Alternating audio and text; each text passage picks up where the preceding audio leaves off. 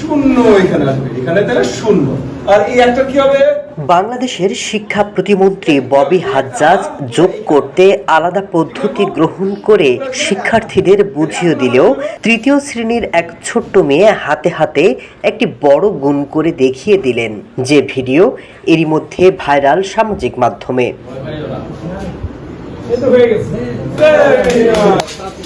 বাংলাদেশের শিক্ষা প্রতিমন্ত্রী ববি হাজ্জাজ সম্প্রতি একটি দুর্গম এলাকাতে শিক্ষা কার্যক্রম দেখতে গিয়েছিলেন। তবে সেখানে গিয়ে শ্রেণীকক্ষে পাঠদান শুরু করেন।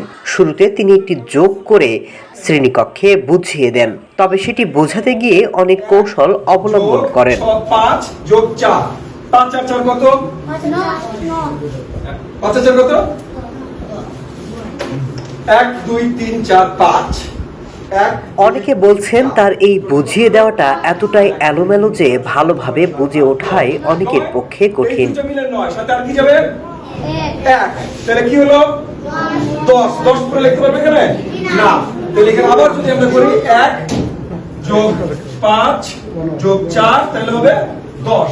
একটি গুণের ঘরের নামতা দিয়ে ছোট্ট একটি মেয়েকে গুণ করতে বলা হয়, তবে সে হাতে হাতেই সেটি সমাধান করে দেন, যার জন্য তাকে বেশিক্ষণ ভাবতেও হয়নি, যা দেখে অবাক হয়েছিলেন শিক্ষা প্রতিমন্ত্রী।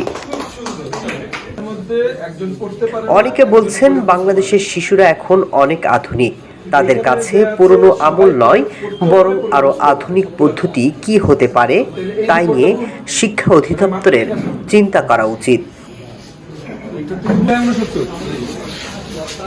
জনসংখ্যা